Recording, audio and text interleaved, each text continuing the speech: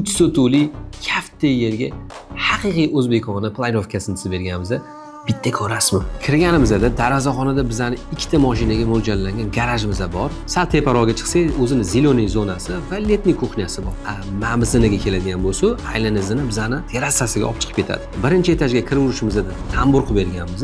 Bu suv sovuni ushlab qolishlik uchun va bu yerda divanli zonasi bor. Bemalol panoramli oynani oldida o'tirishlik uchun. Va chap tomonda sanuzel, spalni va 16 kishilik zal. Va bu yoq tomoniga keladigan bo'lsa, oshxona, alohida yeb ichib o'tiradigan zonasi o'zini o'zbekona tapchanlari bilan. Ikkinchi qavatga ko'tarilganimizdan keyin bizani ikkita tetski o'zini sanuzeli bilan va roditelskiy spalni o'zini sanuzeli bilan kutib oladi va alohida o'zligi o'tirishligi uchun общий komnata qilib berganmiz. Umumiy planimizning chap tomonida esa bizani katta terrasa kutib oladi. Yarimi yil 12 oyga ishlaydi, yarimi esa ochuv zona. Bu proyektda o'zimga eng yoqadigan joylari fasad qismiga toshlardan ishlatilgan. Niyat qilib qo'ygan bo'lsangiz, bitta like bosib qo'ying va kommentariyada plus belgisini qoldirsangiz, bizda bunaqa planirovkalar juda ham ko'p, sizga ham yuboramiz, balkim manfaatli bo'lib qolar. Ko'proq ma'lumot uchun obunani bosib qo'ying.